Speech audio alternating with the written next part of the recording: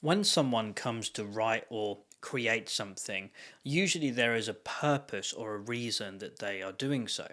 It might be to get something off their chest or express themselves in some way, or it might be trying to point our imaginations in a particular direction. I think that in the Chronicles of Narnia, C.S. Lewis is trying to do this towards the Christian story. It's pretty obvious that Aslan is a Jesus character within that story. And it's interesting because his good friend Tolkien actually had a problem with how obvious some of Lewis's analogies were in the Chronicles of Narnia. And another thing that he had quite an issue with was how Lewis would mix mythologies and bring in these random characters, and kind of he saw it as like a hodgepodge of fantasy worlds all coming together. He didn't like, for example, the fact that Father Christmas was showing up in The Lion, the Witch, and the Wardrobe. Well, Lewis does a similar thing in the last book in the series, which is The Last Battle. And I want to look at a key moment in this narrative where Professor Diggory is talking to the other characters and he's just done this amazing monologue explaining what he thinks is going on. It comes from a chapter called Further Up and Further In. And I'm going to be starting a series, which I'm going to call Further Up and Further In, where I'm looking at how authors and ultimately, hopefully, God discloses the world and discloses reality to us so that we can best understand and perceive things like truth, goodness, and beauty, and participate in the story that God is unfurling as we live between the stage of creation and new creation. And this is actually working towards something because I am going to be starting doctoral studies in September at the University of St Andrews. And this series is going to be a way of me trying to distill down and explain the thesis that I'm going to be working on during that process. So hopefully that's something that is interesting to you, but even if it isn't, it's going to be helpful for me to try and explain it in this way. So we will pick up the story where Professor Diggory has just had this amazing monologue, and then he says this. His voice stirred everyone like a trumpet as he spoke these words, but when he added under his breath, "It's all in Plato, all in Plato. Bless me, what do they teach them at these schools?" The older ones laughed. It was so exactly like the sort of thing they had heard him say long ago in that other world where his beard was grey instead of golden. Now, Narnia is a world that is another world. It's a world outside of the world that the characters usually inhabited, which is the world that you and I live in. But there's another world that the characters have now found themselves in, which is referred to as the New Narnia or Aslan's country. And Lewis explicitly references the Greek philosopher Plato in this key section of the narrative. So then we should be asking ourselves if Lewis is setting up a kind of analogy for the Christian life at different stages in the Chronicles of Narnia. Why does he refer to a Greek philosopher when he's trying to explain his understanding of heaven or the new creation at this point in the story? What's he doing there? So I want to have a little look at Plato himself and some of the things that he said in his book, The Republic, because often we talk about Plato or Platonism, but we can easily abstract out the ideas or the concepts rather than looking at them themselves. And in the Republic, Plato, if you didn't know already, sets up a lot of his writings as dialogues between two interlocutors. In the Republic, he often uses Socrates, his very famous teacher who had been killed, as one of the interlocutors, and then the other person changes. But in this particular one, for the reading I'm going to do, it's his brother Glaucon who is speaking to Socrates, and he has asked him to try and define the good. And Socrates says, well, I can't define it, but I could give you an analogy that will help go some way towards trying to define what I mean when I talk about goodness. And he sets up the analogy of seeing and sight. And he says there's the eye, and then there's the object that the eye is perceiving. But there is something that is necessary in the process in order for that to happen, which is light. And light, just as those things rely on light to be able to see the thing, for sight to actually happen, light itself relies on a source, which is the sun. So he says this. Moreover, though the sun is not itself sight, it is the cause of sight, and is seen by the sight it causes. That is so. That's Glaucon replying to Socrates. Well, that is what I called the child of the good, I said. Socrates speaking here. The good has begotten it in its own likeness, and it bears the same relation to sight and visible objects. In the visible realm, so there's a visible realm that is being set up, that the good bears to intelligence in the intelligible objects in the intelligible realm. Okay, so there's two realms being set up here. There's the visible realm, which is the world that you and I see and interact with every day. And then there's the intelligible realm that causes a lot of the things that we experience in this visible realm to exist. He goes on a bit further. You know that when we turn our eyes to objects whose colours are no longer illuminated by daylight, but only by moonlight or starlight, they see dimly and appeared to be almost blind, as if they had no clear vision. Yes. But when we turn them on things on which the sun is shining, then they see clearly and obviously have vision.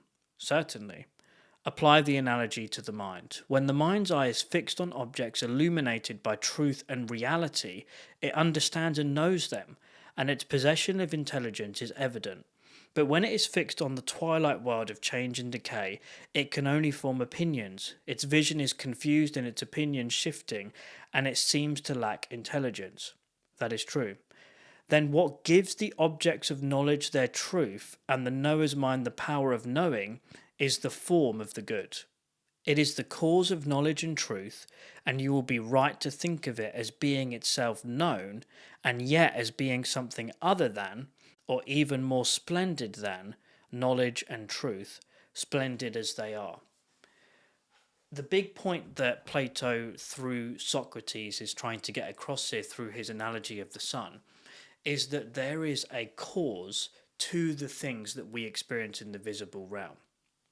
Now notice that he is not therefore saying that things in the visible realm, because you could say things like knowledge and truth are in his application to the mind here, are things in that realm. He's not saying that they're worthless and useless, because where some Platonists and especially Neoplatonists took Plato was saying that the physical world is inherently evil and bad, and the spiritual realm is transcendent and good, and we should try to attain that kind of esoteric knowledge of things.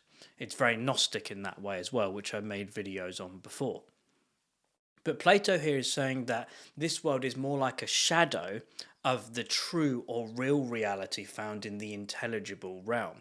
And Lewis himself spoke about this, where he spoke about things like the shadowlands, that we currently in our experience are like living in shadowlands of the real reality that we will one day experience when we live with God. And Lewis in this way was actually pulling on a very old and long Christian tradition of engaging with Platonic thought. And one of the roots of that is going right back to St. Augustine in his own conversion story. He says this in the Confessions. Through a man puffed up with monstrous pride, you brought under my eye some of the books of the Platonists, translated from Greek into Latin. There I read, not of course in these words, but with entirely the same sense and supported by numerous and varied reasons. In the beginning was the Word, and the Word was with God, and the Word was God. He was in the beginning with God. All things were made by him, and without him nothing was made. What was made is life in him, and the life was the light of men. And the light shone in the darkness, and the darkness did not comprehend it. As Augustine pulls on John chapter 1 there, what we see beginning to emerge, it's striking, isn't it, how similar Augustine's language is there to Plato's language. And I even wonder, obviously I don't know this, but maybe he was even thinking about Plato's words here when he was writing that down. That in the books of Plato and the Platonist, Augustine saw a link between the fact that Plato was claiming that the things that we experience as good things in this world have a source that is outside of this world that they come from. And so Christians were very easily able to say, yes, we agree with Plato on that point, and we say that the cause that those things emanate from is God. God is the cause of the world in which we live. And so when C.S. Lewis brings in Plato through the character Diggory and says it's all in Plato, and I'll come back to what Diggory has actually said in a future video in this series, but the reason that Lewis can do that is because Lewis thought that Plato was onto something. And remember, Plato is writing much older and a long time before the New Testament events had even happened yet. And so if Lewis can make a connection point between the Christian themes that he's bringing up to even more ancient sources, he doesn't think that that means that these need to be at war with one another. He thinks that it gives the Christian message that he wants to hammer home even more resonance because he's drawing upon the wealth of human truth that can be found in the human realm. And to go back to Augustine, Lewis would probably go along with what Augustine says On Christian Doctrine.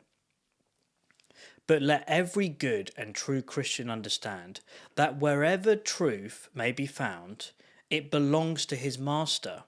And while he recognizes and acknowledges the truth, even in their religious literature, let him reject the figments of superstition.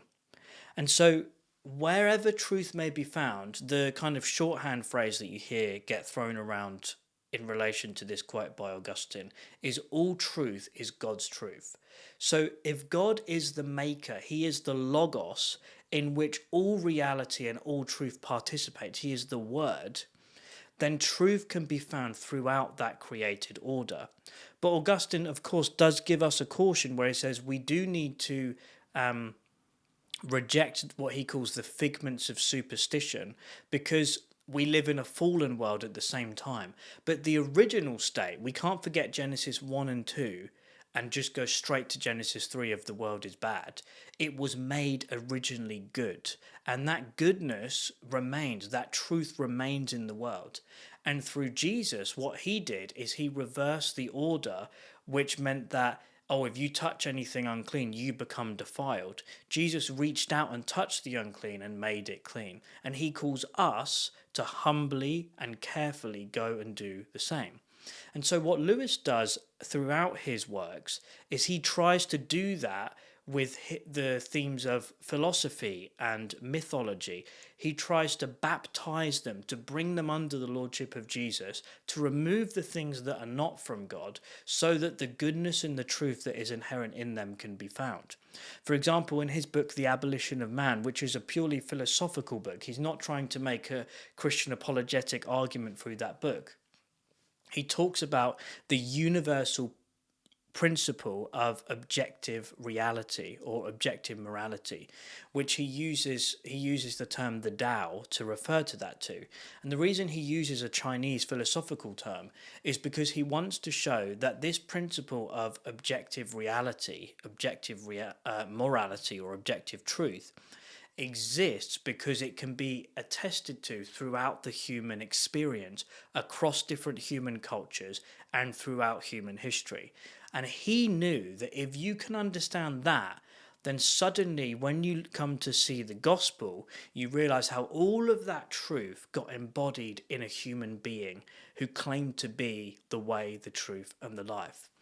Lewis's own journey was so influenced by this concept when, on an evening walk with his friends Dyson and Tolkien, they spoke to him about the Norse mythology, for example, that he loved, and they said that Christianity is the true myth. The mythologies that you love and are moved by as a classicist and someone who is interested in language and the way that stories have been passed down from generation to generation, there was a point in which where all of the things that those stories were trying to clutch at and reach to came to pass in the person and work and incarnation of Jesus Christ of Nazareth.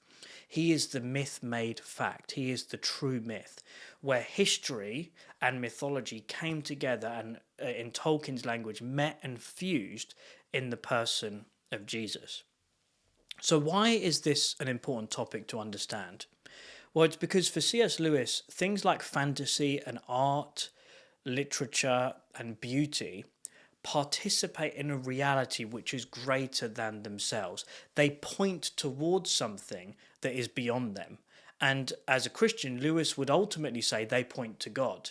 Now, that doesn't mean that they are complete carriers of truth, because the reality is none of us are complete carriers of truth. Only Jesus was, because we are all finite beings, and reality is something that we can never grasp or perceive or hold as a fact. None of us are able to do that. And so we actually need these fragments to be revealed to us through these different sources of information. Science is another example of a fragmented way that we can experience reality in this world that God has made, that ultimately has gone wrong.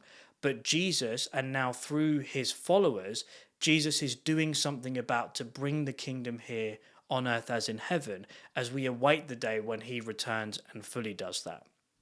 So the key conclusion is that Lewis wrote fantasy because, in line with Plato, he believed that these worlds that he was creating could be like a mirror or picture to a reality that is far greater than them.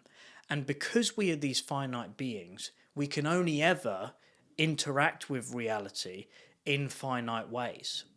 But that doesn't mean, and this is why Plato was so important for Lewis, that there was not an an infinite source that made that glimpse of truth possible.